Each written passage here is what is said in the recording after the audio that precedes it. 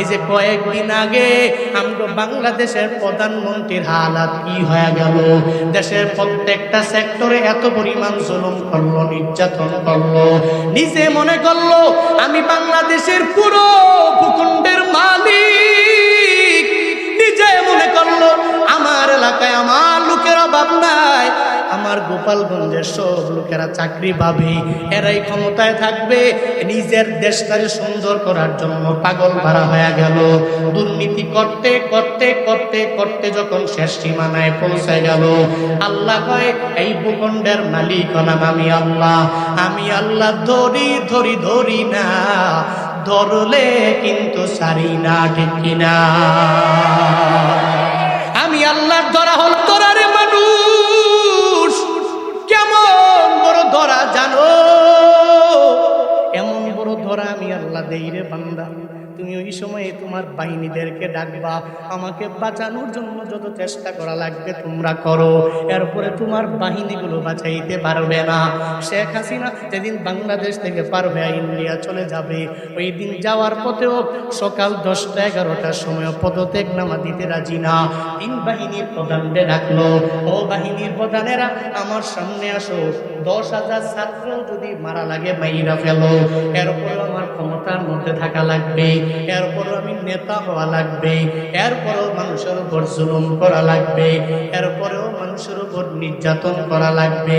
আল্লাহ কয় তোর এমন ভাবে আমি আল্লাহ পেঁচায় ধরবো, তোমার পার্সোনাল সেক্রেটারি পর্যন্ত তোমার উপকারে আসবে না। সেই বাহিনীদেরকে এই 15-16 বছর লাগায় তুমি লালন পালন করলা, এই বাহিনীরাও তোমার জুলুমের প্রতি এত পরিমাণে ঘৃণা সৃষ্টি হয়ে যাবে, তোমার জুলুমকে এরা দেখতে পাবে না।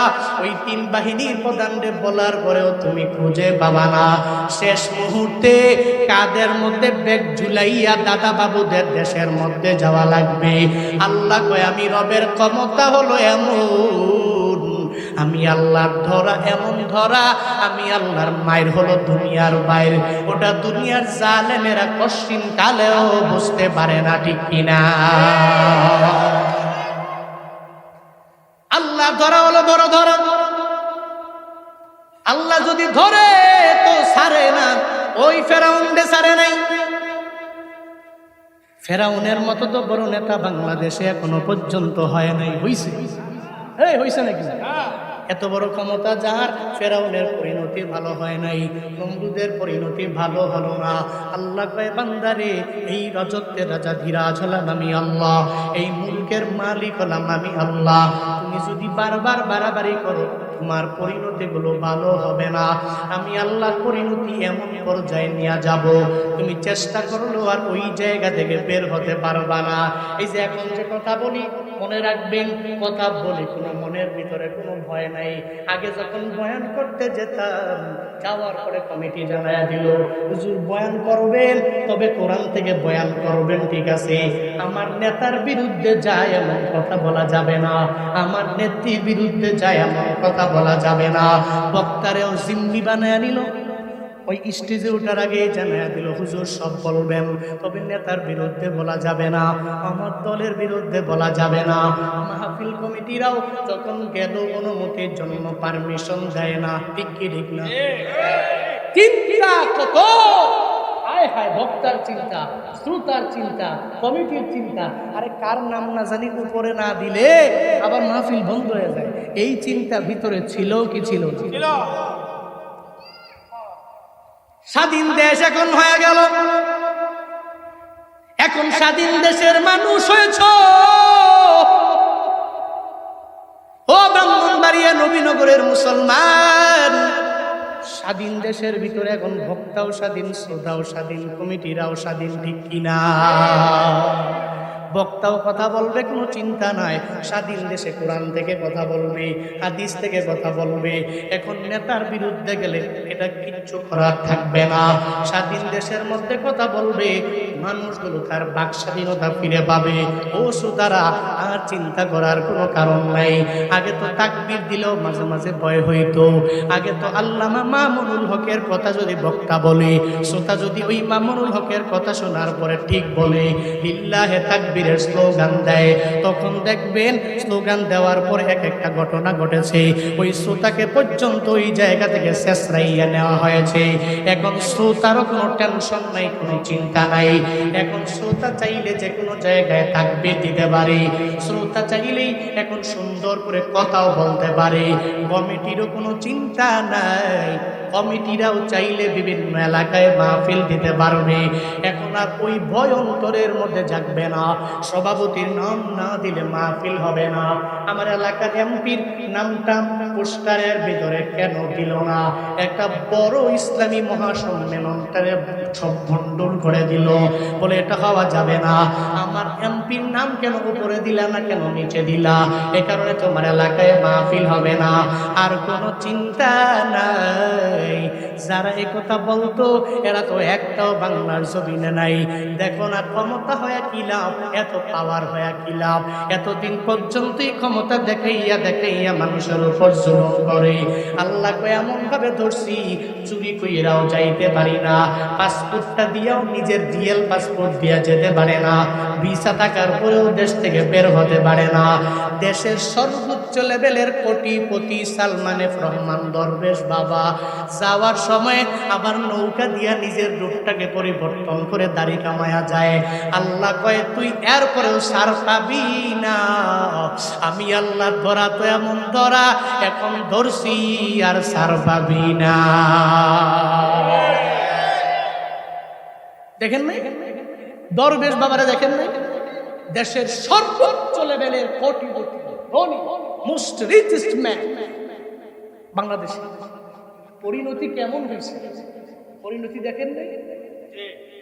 ডিবি অফিসে যে ব্যক্তি এসি ছাড়া ঘুমায় না, বড় বড় দামি ল্যাম্প ছাড়া চলে। আল্লাহ কয় এমন ভাবে ধরছি, অন্যের টাকা মাইরা আরামে ঘুমাও, আরামে খাও। একবার, দুইবার, তিনবার, চারবার, 10 বার, 1 বছর, 5 বছর, 10 বছর, 15 বছর আমি আল্লাহ আছি তো? আল্লাহ কি নাই? যেই ফেরাউনকে আল্লাহ ধ্বংস করেছে ওই আল্লাহ কি এখন নাই? যেই নমরুদকে আল্লাহ ধ্বংস করেছে ওই নমরুদ কি নাই? আছে? নমরুদ নাই, কে আছে? নমরুদ নাই। যেই নমরুদকে সৃষ্টি করেছে আল্লাহ, ওই আল্লাহ আছে। আবু জাহালকে সৃষ্টি করেছেন যে আল্লাহ, তাকে ধ্বংস করেছে আল্লাহ, ওই আল্লাহ কি এখন নাই? ওই আল্লাহই তো তাকে ধ্বংস করেছে। এখন আমাদের কাজ হবে কি? আমরা করব কি? আমাদের কাজ হলো দেশটাকে 15 বছর 16 বছরে দুর্নীতি করতে করতে করতে দেশের অবস্থা কি? আমি এই যে ব্রাহ্মণবাড়িয়া শহর দিয়ে আসলাম, মানুষের এত কষ্ট চলাফেরা, যাতায়াত ব্যবস্থা এত খারাপ, মানুষগুলো কেমনে চলে? শহরের ভিতরে আধা ঘন্টা এক জায়গায় বসে থাকা লাগবে। এই ভয়ে আমি বলছি কি থাক, গাড়ি আমার যদি গর্ত দিয়ে নেওয়া লাগে তো গর্ত দিয়ে নিব। আমি বললাম যে ইউটার্ন নিয়ে সঙ্গে সঙ্গে শহর থেকে বের হবে, বাইপাস দিয়ে আসা লাগবে না, কিন্তু প্রোগ্রামে আসতে পারতাম না, আরো 1 ঘন্টা। আজকে বৃহস্পতি, এমনিতেই জ্যাম, শহরের যানজট অনেক বেশি, শহরের ভিতরে এক জায়গায় প্রায় আধা ঘন্টার জ্যাম দেখাচ্ছে। আমি ঘুরে বাইপাস দিয়ে আসতে দেখি ওখানে যেই পরিমাণে বালু, মনে হয় সামনে কুয়াশা। মানুষ চলে কেমন? সিএনজি দিয়ে মানুষ চলে, বাইক দিয়ে চলে, আমগো না গাড়ির গ্লাস আছে আটকে রাখছে। কিন্তু এই মানুষগুলোর অবস্থা দেখে আমার কান্না চলে আসছে। আরে মানুষগুলো চলে কি?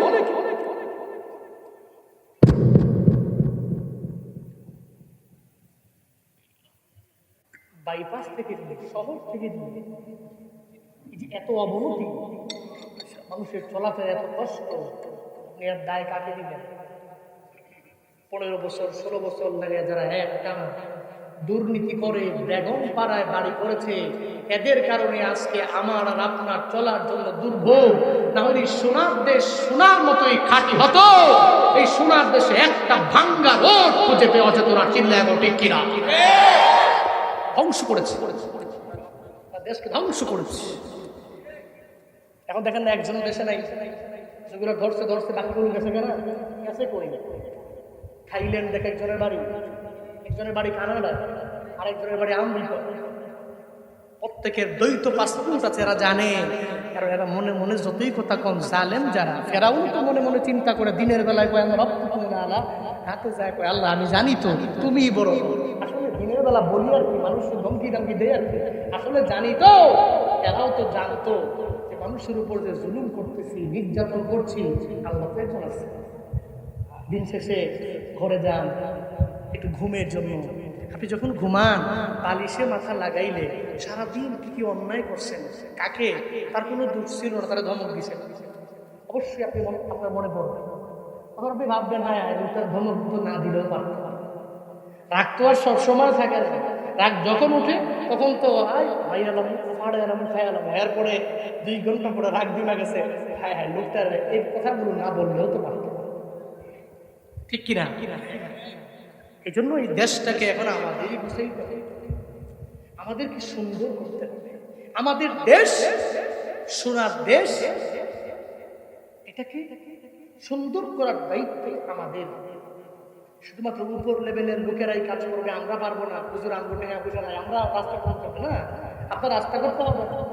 আপনি আপনার জায়গা থেকে দুর্নীতিমুক্ত হন, আপনি আপনার জায়গা থেকে একটু জুলুম ছাড়ে, আপনি আপনার জায়গা থেকেই মানুষ বিপদে পড়লে তার উপরে দুর্নীতি করে জুলুম করে টাকা নেওয়া, আপনি আপনার জায়গা থেকে বাদ দেন।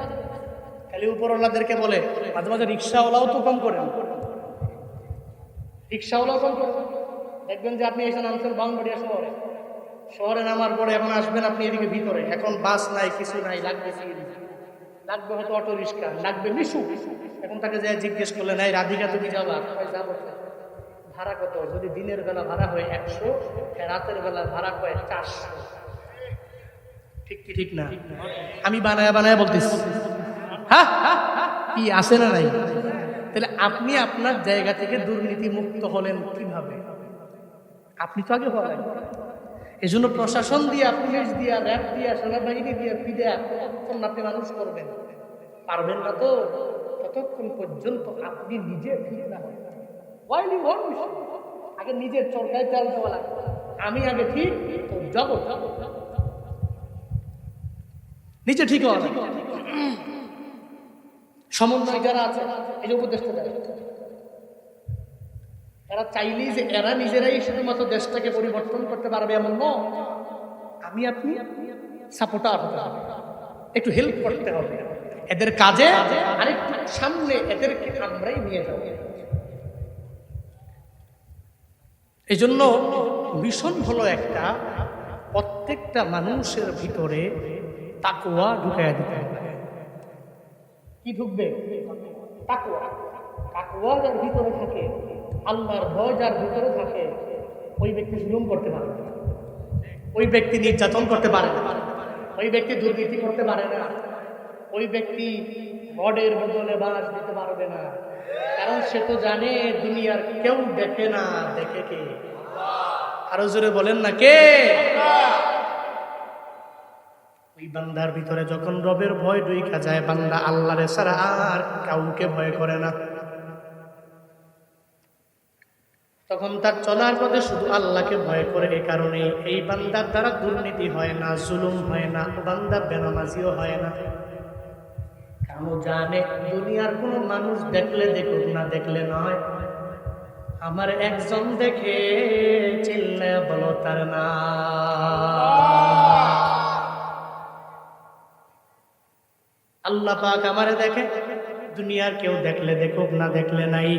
এই ভয়টা, এই মিশনটা যদি চালু করে দেওয়া যায়, প্রত্যেকের অন্তরের ভিতরে যদি ঢুকিয়ে দেওয়া যায়, তাহলে আমার দেশটাকে সোনায় গড়া যাবে, একটা সুন্দর দেশ আমরা গঠন করতে পারবো। আমি আমার জায়গা থেকে আল্লাহকে ভয় করবো, মানুষের উপর জুলুম করব না।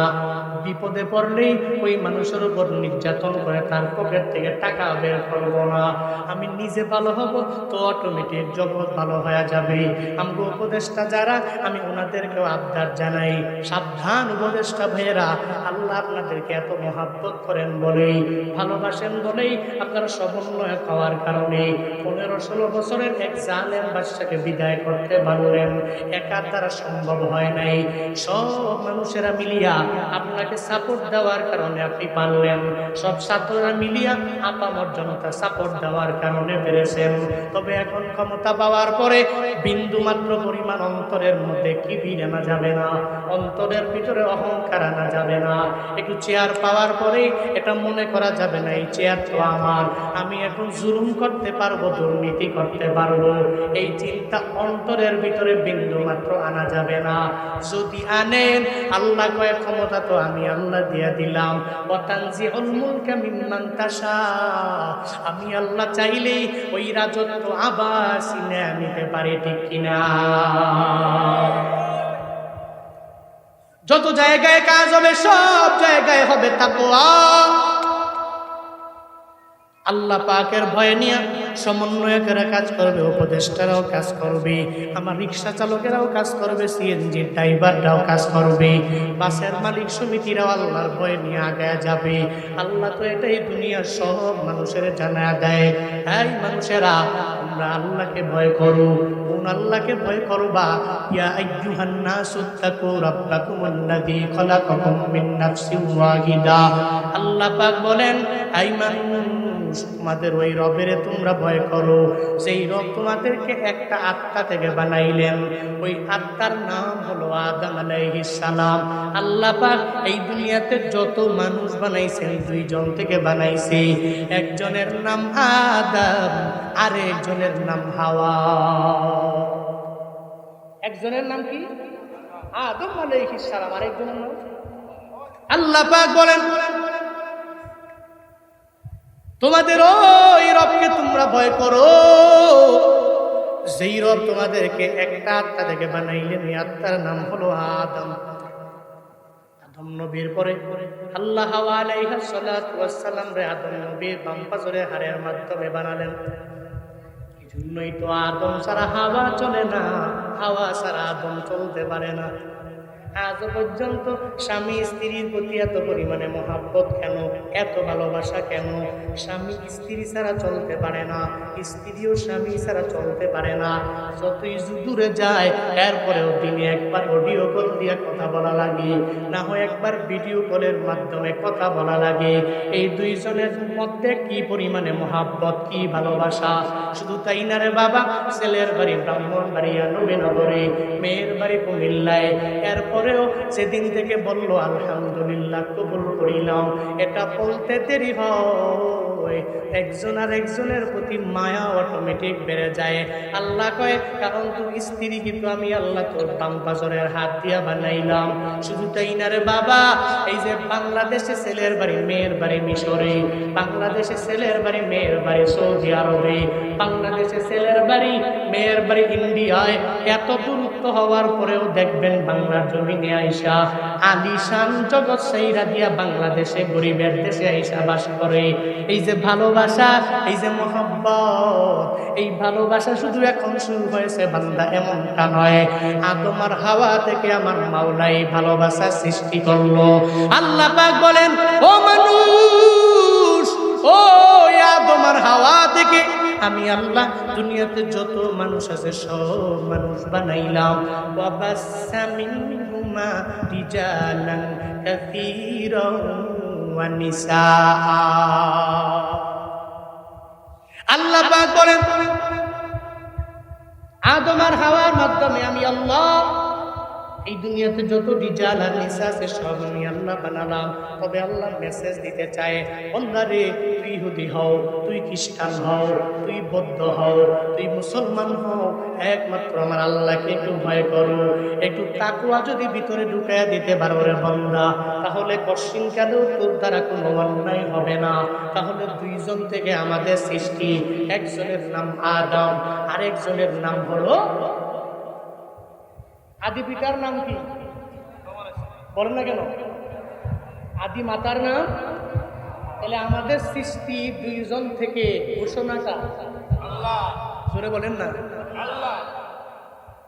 এই জন্যই তো চার্লস ডারউইনের ওই মতবাদ কোনো মুসলমান মানতে পারে না। থিওরি অফ এভলিউশন, বিবর্তনবাদ, যে বানর এক গাছ থেকে আরেক গাছে লাফায় গেছে, একদিন গেছে, 2 দিন গেছে, 3 দিন গেছে, হঠাৎ করে ওই বানরের লেজটা পরেও মানুষ হলো। নাউজুবিল্লাহ পড়বেন না, আরো জোরে বলেন না। এই থিওরি অফ এভলিউশন, বিবর্তনবাদের থিওরি, এ থিওরি সমস্ত বিজ্ঞানীরাও প্রত্যাখ্যান করেছে। চার্লস ডারউইনের মতবাদ কেউ বিশ্বাস করে না, কারণ এরা জানে এই মানুষ সৃষ্টি করেছেন কে। আরো জোরে বলেন না কে? ইয়াখলুকুকুম ফি বুতুনি উম্মাহাতিকুম খালকাম মিন বাদি খালকিন ফি যুলুমাতিন সালাস। আল্লাহ পাক বলেন ইয়াখলুকুকুম ফি বুতুনি উম্মাহাতিকুম, তোমার মায়ের মাতৃগর্ভের ভিতরে আমি আল্লাহ এত সুন্দর করে ওই জায়গার ভিতরে তোমাকে সৃষ্টি করলাম, ওখানে তোমারে তৈরি করলাম। কেমন গহীন অন্ধকারের ভিতরে আমি আল্লাহ তোমাকে বড় করলাম বান্দারে। আল্লাহ পাক বলেন খালকাম মিন বাদি খালকিন ফি যুলুমাতিন সালাস, একটা নয় দুইটা নয় তিনটা আবরণের ভিতরে আমি আল্লাহ তোমার মায়ের মাতৃগর্ভের ভিতরে ওই জায়গায় আমি আল্লাহই তো তোমারে সৃষ্টি করেছি। ওটা দুনিয়ার কেউ তো নিজে বানাইতে পারবে না। আমি আল্লাহ মায়ের গর্ভের ভিতরে তিনটা আবরণ, এক নম্বরে পেট, এরপরে পেটের ভিতরে জরায়ু মানে রেহেমটা, এরপরে এর ভিতরে জরায়ুর ফুলের ভিতরে, এই তিনটা অন্ধকারের ভিতরে আমি আল্লাহ তোমার মায়ের গর্ভের ভিতরে তোমাকে এত সুন্দর করে বান্দা আমি সৃষ্টি করলাম। শুধু তাই না রে বাবা, মানব সৃষ্টির রহস্য জানতে গিয়ে বিজ্ঞানীরা নিজেরাও অবাক হয়ে গেল, এত পরিমাণে অবাক হয়ে গেল। এরা মাটির সব সার নির্যাসগুলো একসাথে করে একটা মানুষ বানানোর জন্য এরা চেষ্টা কিন্তু কম করে নাই। এরা বের করেছে প্রত্যেকটা প্রাণীর মূল একক হচ্ছে প্রোটোপ্লাজম, আর এই প্রোটোপ্লাজম হচ্ছে আদি প্রাণ সত্তা। প্রোটোপ্লাজম এমন জিনিসের নাম যেই জিনিসের ভিতরে মাটির সমস্ত রাসায়নিক উপাদানগুলো বিদ্যমান আছে। এ কারণেই তো প্রত্যেকটা জীবন বীজের ভিতরে সবচেয়ে বেশি উপাদান যেগুলো পাওয়া যায়, এক নম্বরে অক্সিজেন, দুই নম্বরে নাইট্রোজেন, তিন নম্বরে কার্বন, চার নম্বরে হাইড্রোজেন। এটা অত্যধিক পরিমাণে উপাদানগুলো মানব দেহের ভিতরে পাওয়া যায়। আমরা অক্সিজেন ছাড়া, কার্বন ডাইঅক্সাইড ছাড়া, কার্বন ছাড়া, নাইট্রোজেন ছাড়া, হাইড্রোজেন ছাড়া আমাদের বডিটা তৈরি হয় নাই। এই প্রোটোপ্লাজমের মাধ্যমে আল্লাহ পাক ওই মায়ের গর্ভের ভিতরে এত সুন্দর করে আমাদেরকে সৃষ্টি করলেন। এই নবীনগরের মানুষ একটু মনোযোগের কান লাগায় শুনরে বাবা, এই উপাদানের বাহিরেও আর 8টা উপাদান বিজ্ঞানীরা বের করলেন যে এই 8টা উপাদান সম পরিমাণে জীবন বীজের ভিতরে আছে, প্রত্যেকটা মানব দেহের ভিতরে আছে, যেটা আল্লাহ পাক নিজে সৃষ্টি করে ওই প্রোটোপ্লাজম বানালেন। এক নম্বরে ম্যাগনেসিয়াম, দুই নম্বরে পটাশিয়াম, তিন নম্বরে সোডিয়াম, চার নম্বরে ক্যালসিয়াম, 5 নম্বরে ফসফরাস, 6 নম্বরে ক্লোরিন, 7 নম্বরে কার্বন, এরপরে 8 নম্বরে হলো আয়রন। এই 8টা উপাদানের মাধ্যমে আল্লাহ পাক প্রোটোপ্লাজমটাকে সৃষ্টি করলেন। জনৈক বিজ্ঞানী টানা 15 বছর লাগায়, একদিন নয়, 2 দিন নয়, 3 দিন নয়, 5 দিন নয়, 10 দিন নয়, 12 দিন নয়, 1 মাস নয়, 1 বছর নয়, টানা 15 বছর লাগাইয়া এই প্রোটোপ্লাজমের সব উপাদানগুলো সংমিশ্রণ করে একটা জীবন কণিকা তৈরি করার জন্য চেষ্টা করেছে। একজনও পারে নাই, সব মাথা নত করতে বাধ্য হয়েছে। এরা সবাই বলতে বাধ্য হয়েছে এই দুনিয়াতে প্রোটোপ্লাজমের কণিকার মাধ্যমে একটা জীবন বীজ বানানো আমাদের দ্বারা সম্ভবপর হবে না। এটা একজনই সৃষ্টি করতে পারে, চিল্লায়া বলো তার নাম। ইয়া ইলাহি তু মেরা খালিক হ্যায়, ইয়া ইলাহি তু মেরা মালিক হ্যায়, ইয়া ইলাহি তু মেরা रज़्ज़ाक़ है, या इलाही तो मेरा सत्तार है। পৃথিবীর সমস্ত বিজ্ঞানীরা যেই জায়গায় দুর্বল হয়ে গেল, এরা সবাই জানায়া দিতে বাধ্য হলো যে আল্লাহ ছাড়া দুনিয়াতে কেউ এই জীবন কণিকা বানাইতে পারবে না। শুধু তাই না রে বাবা, এটা বাবা মায়ের মাধ্যমেও তো কোনো বিজ্ঞানী কোনো মানুষ বানাইতে পারবে না। আদম আলাইহিস সালাতু ওয়াস সালামকে আমার আল্লাহ পাক যে বানাইলেন, তার শ্রেষ্ঠত্ব আবার 5টাও তো জমিনের মধ্যে দিয়া দিলেন। ওই 5টা শ্রেষ্ঠত্বের ভিতরে আল্লাহ পাক আদম নবীর শ্রেষ্ঠত্ব তো বাড়ালেন। 1 নম্বরে একমাত্র তিনাকে আল্লাহ মাটি দ্বারা সৃষ্টি করলেন, আর দুনিয়ার সব মানুষেরা মা বাবার মাধ্যমে সৃষ্টি হয়ে গেল।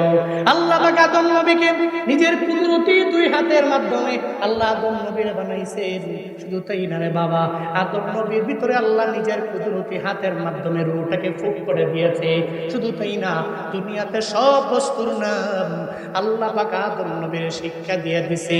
শুধু তাই না, আল্লাহ আদম নবীর ব্যাপারে সব ফেরেশতাদেরকে বলছে উসজুদু লি আদম ফাসাজাদু ইল্লা ইবলিস আবা ওয়াস্তাকবারা ওয়া কানা মিনাল কাফিরিন।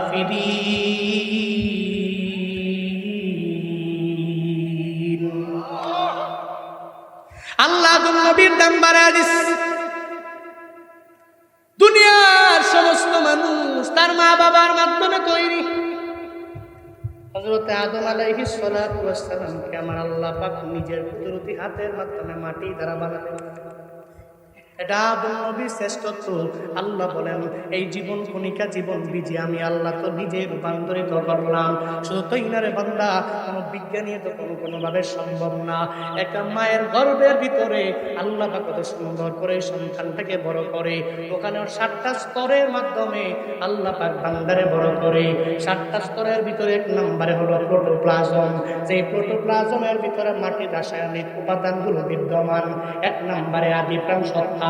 এরপরে মায়ের গর্ভের ভিতরে আল্লাহ পাক তার বাবার মাধ্যমে শুক্রকীট নামক যে বীর্যটা, ওই বীর্যের মাধ্যমে আমার মাওলা ওই মায়ের গর্ভের ভিতরে সন্তান স্তরের 2 নম্বর পর্যায়ে।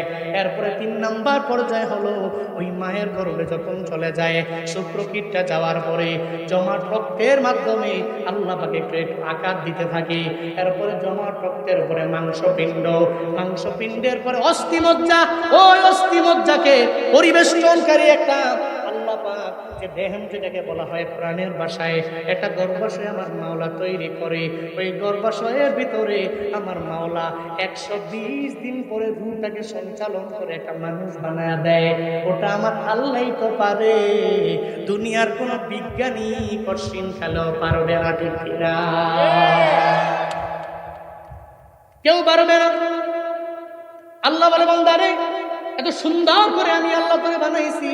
হুয়াল্লাযী ইউসাউয়িরুকুম ফিল আরহামি কাইফা ইয়াশা লা ইলাহা ইল্লা হুয়াল আজিজুল হাকীম।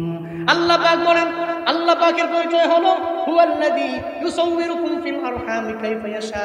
আল্লাহ তুই আল্লাহ যিনি তোমার মায়ের গর্ভের ভিতরে, তোমার মাতৃগর্ভের ভিতরে কাইফা ইয়াশা যেভাবে আল্লাহর মন চায় ওইভাবে ওই জায়গার মধ্যে আল্লাহ আকৃতি দিয়ে দিলেন। আল্লাহ কয় বান্দারে আমি আল্লাহ আকৃতি দিয়ে দিলাম, আমি আল্লাহই তো তোরে বানাইলাম।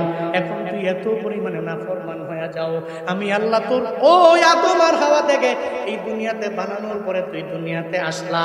এরপরে তুই আল্লাহকে ভয় করো না, এরপরে তুই নামাজ পড়ো না, এরপরে তুই ইবাদত করো না, এরপরেও তুই বারবার আল্লাহকে ভুইলা যাও।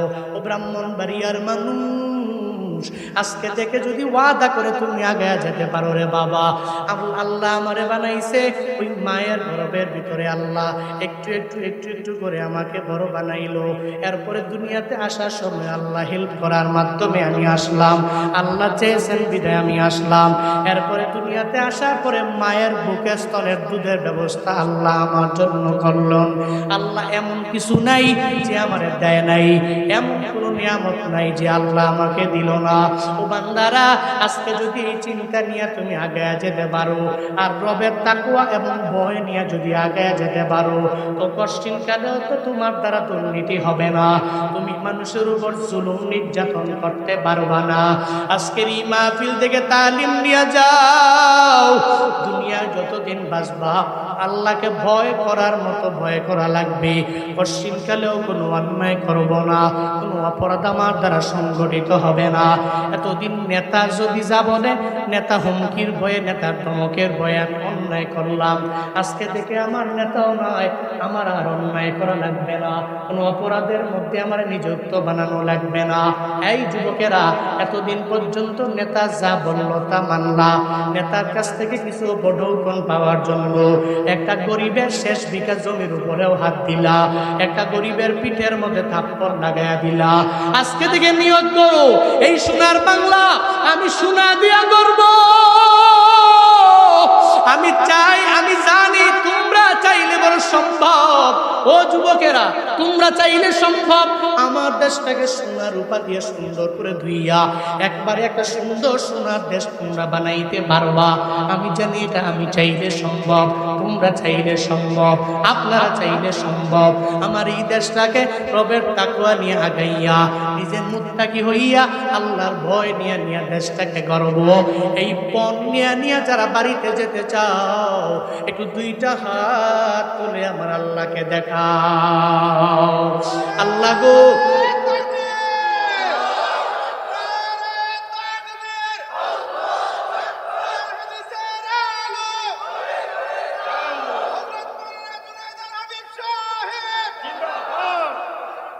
আল্লাহ আল্লাহ আমাদের সব ভাইকে আমার দেশ সুন্দর করে গড়ার যে পণ, এই পণ বাস্তবে রূপ দেওয়ার তৌফিক দান করেন। সকলেই পড়ি আমিন। আর একটু জুড়ে পড়ে না আমিন। মিয়া আমরা চাইলে পারবো না? হ্যাঁ, আমরা চাইলে পারবো না। প্রত্যেকটা জায়গা থেকে যারাই দুর্নীতি করবে সঙ্গে সঙ্গে প্রতিবাদ করে। এটা কি ঘোষণা আমার না নবীজি? ঘোষণা আদেশ আমার না আল্লাহ? কুনতুম খায়রা উম্মাহ উখরিজাত লিন-নাস তা'মুরুনা বিল মা'রুফ ওয়া তানহাউনা আনিল মুনকার ওয়া তু'মিনুনা বিল্লাহ। দায়িত্ব তোমার দিয়েছেন কে? আল্লাহ তো বলেন নাই অন্যান্য প্রাণীরা শ্রেষ্ঠ জাত, আল্লাহ বলছেন আমরা। কুনতুম খায়রা উম্মাহ, তোমরা শ্রেষ্ঠ জাত। উখরিজাত লিন-নাস, আয় উখরিজাত লিনাফি'in নাস, মানুষের কল্যাণের জন্য তোমাদেরকে বের করা হয়েছে। তা'মুরুনা বিল মা'রুফ, তোমরা সৎ কাজের আদেশ করো। ওয়া তানহাউনা আনিল মুনকার, অসৎ কাজ দেখলেই বাধা প্রদান করবে, নিষেধ করবে। ওয়া তু'মিনুনা বিল্লাহ, কার উপরে বিশ্বাস রাখবে? কার উপরে? এই যে আদেশগুলো, এগুলো কার?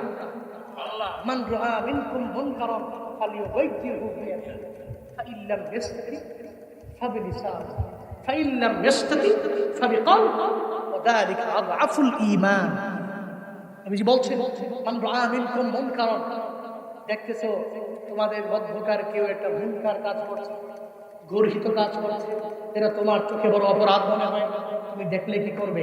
ফালিয়ুগাইয়িরহু বিয়াদিহি, শুরুতেই তুমি এটাকে হাত দিয়ে বাধা প্রদান করবে। কি দিয়ে? সামর্থ্য থাকলে কি দিয়ে? কোনো গর্হিত কাজ দেখলেই প্রথমে বাধা হবে কি দিয়ে? কথা বলেন না কেন? কি এখনো ভয় আছে নাকি? ভয় নাই, এখন হাত দিয়ে সক্ষমতা নাই। ফাইল্লাম বেস্তাতি ফাবিলিসান, সক্ষমতা নাই, তাহলে তোমার জবান।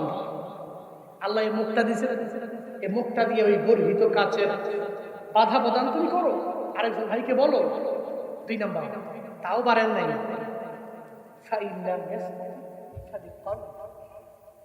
আপনি তো অন্তরের ভিতরে এই গর্হিত কাজটার ব্যাপারে চিন্তা লালন করেন, দেখে সমাজ থেকে কেন দূরে সরানো যায়, ঘৃণা করে। এটা হচ্ছে ওয়াযালিকা আযআফুল ঈমান, এটা আপনার একেবারে দুর্বল তো। এজন্য আজকে থেকে নিয়ত করেন, গর্হিত কাজ, দুর্নীতি, কোনো অন্যায়, কোনো অপরাধ যদি দেখেন, আপনি আপনার জবান দিয়ে, আপনি আপনার হাত দিয়ে প্রতিহত করার চেষ্টা করবেন। আল্লাহ আমাকে সবাইকে সে তৌফিক দান করেন। সকলেই পড়ি আমিন। আর একটু জোরে পড়েন আমিন, আর একটু আওয়াজ করে পড়েন আমিন।